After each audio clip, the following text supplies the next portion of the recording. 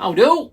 Today's the day we cut out the base body shape, and with this being a neck through, it means that's two separate sections that we need to cut out, and then we'll do everything in between to stick it all on. Let's just get started, shall we? So if you've been watching this base build from the start, you'll know we had a little bit of a dilemma as to whether I wanted to make this end of the neck through a little bit wider for the pickups to attach to. I've decided since then, and through a lot of the helpful comments that you guys have put on as well, that I'm not going to put the extra width on for the pickups because we've decided it's not strictly necessary. However, I do need to put a thin strip of maple down each side so that the bridge poles actually sit in the right place. So with these headless bridge pieces that are going on, we can see where we've got one extreme string to the other, and it's 5 string, remember. So the width that those screws need to go into is actually exactly the same width as this current neck through. Okay, so what that would mean is the outside edges, the screws fit exactly on the edge of here, which isn't going to work, is it? So I've got this extra strip of maple. I'm going to cut a 5mm strip off to attach to each side. So that gives us plenty of space for the screws to go in, just an extra little contrasting section to run up the edges. And then we can think about guitar bodies. So I'm just using a marking gauge. I've set this to 5mm just to run this along there. And then I'm going to go through the bandsaw, cut it close to that line so I can then plane it down properly to that line. So I'll go all the way around on both sides. So I've already got one clean edge, and then I only need to plane the cut edge of both pieces.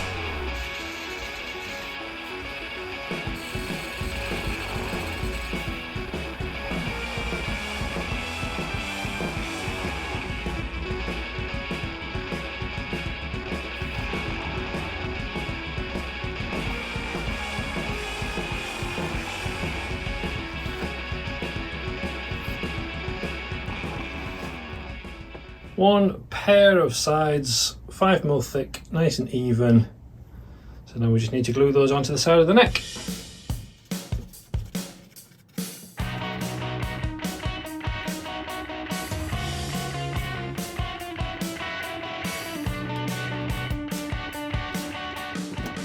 So we can leave that to set, and then we can work on this body. So we've got the body blank.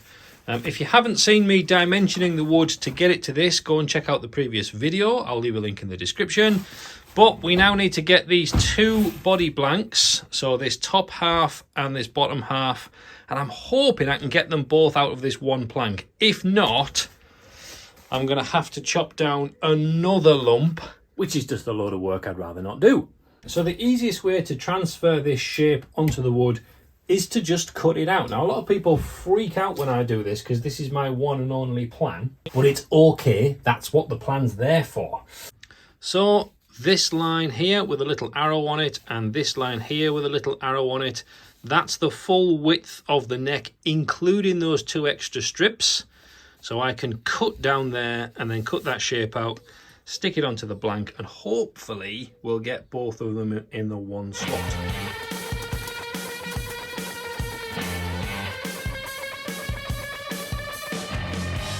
Moment of truth. That long body can go there, and I don't think that's going to go on in any way. No, even flipping it that way, no, bummer. I'm going to have to blank off another piece, but never mind. Right, I shall stick that on there. And then I'll just have to dimension another piece, but you don't need to see me do that again. So I got a bit carried away, and that's one done. And now we can do this top bit. So standard practice, use a little Pritt sticky thing, stick that down, and then we'll cut it out.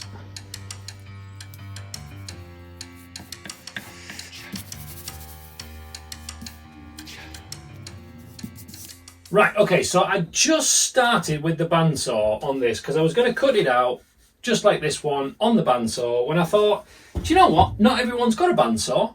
So how would you take off this excess if you don't have a bandsaw? Now, if you've been a long-term watcher of my channel, you know that I favour the stop cut technique. And basically what that means is we cut down this way with a standard saw and then go in and take off chunks with the chisel. Now, even when I've done that and explained it and showed that it works, I get a lot of comments from people telling me how scary it looks and that they wouldn't dream of doing that just in case it goes wrong. Let's go through the technical part of this just to make sure that you can be super safe and secure in the knowledge that nothing bad is going to happen if we do this. Let's grab a saw and a chisel. Right, okay, so standard saw. Let's go in about inch thick chunks.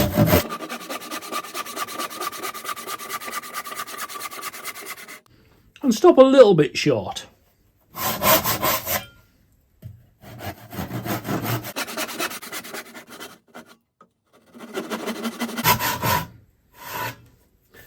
When we get to a dip like this, try and make sure that that saw cut is right in the centre of that dip.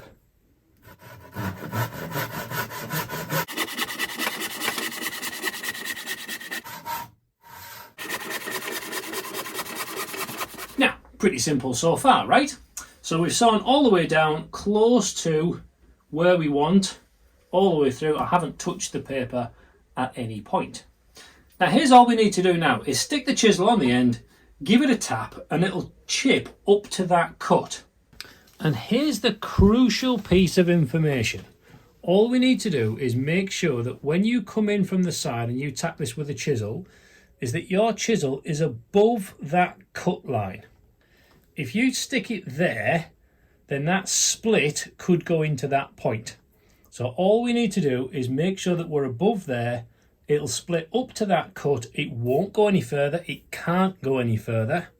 And it'll take off that massive chunk all in one go.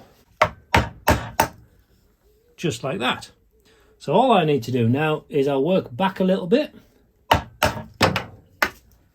And there we are. One massive chunk taken off. And then we can do the same thing again. So again, I'm coming up to here. That's where I need to sit to make sure it's not going to do anything daft. Hey presto, it's chipped off nicely through there again. So what I could do is go a little bit further down and chip in up to there, but to be honest, I'm not going to bother. So here we go again, up to that point there, we chip it in and it comes off. Great big chunks in quick succession. Now when we start going down the other side, as we go down the hill, again, as long as my chisel is only ever pointing towards that cut, and not going down into the body, then we're going to be really, really safe. Because it's only ever we're going to chip up.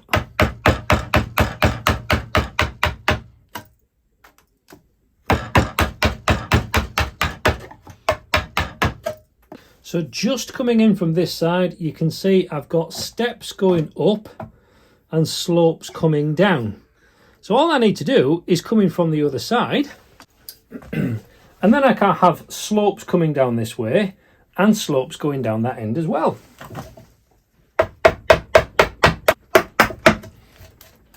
Now notice at this bottom curve I've turned the chisel, so instead of being that way around going down there, as we get to the bottom I've turned the chisel basically so that I can lever off that bevel to make sure it doesn't dig down too far. There we go.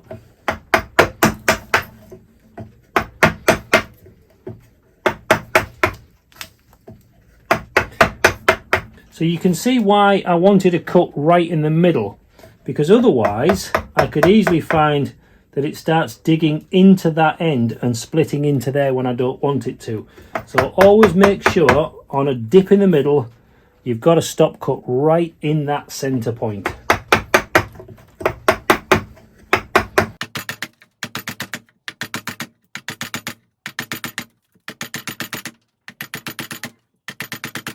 Okay, so this end section here, I could keep chiseling in, but the more 90 degrees to the grain that you go, the trickier it gets. Also, as you get closer to the end, you will need to be supporting this, so this would actually need to be sat on the bottom of your workbench, otherwise it would snap off that way. So the easiest way to get rid of these end pieces, just put your saw back on.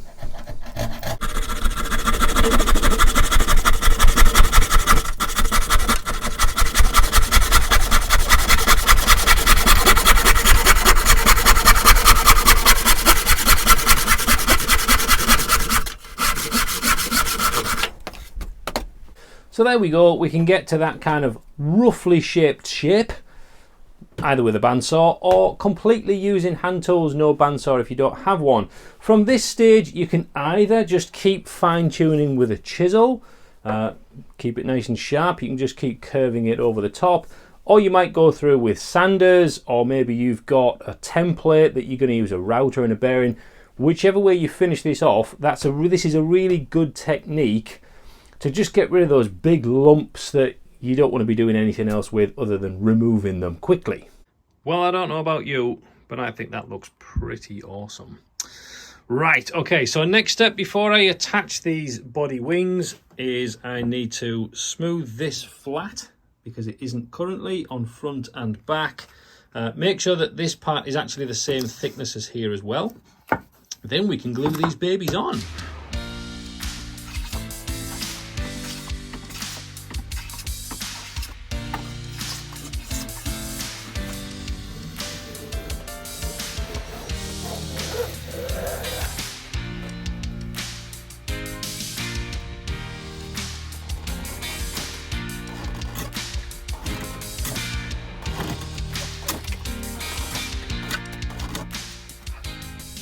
Right, okay, so that's that middle section planed down, nice and same thickness as the body.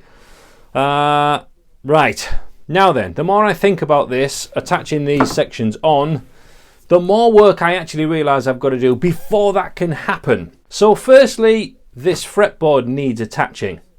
So that then I know where the end of this horn's going to be, it needs to be somewhere along the kind of 12th, 13th fret, something like that. Then I know where that sits, then I know where this can sit. But that's not it.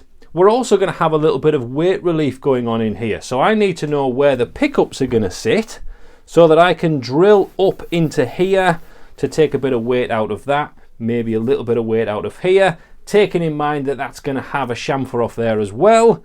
This doesn't need to have so much weight relief going on. It can have a little bit in here, but the bulk of this area is then going to be taken out on the back cavity as well.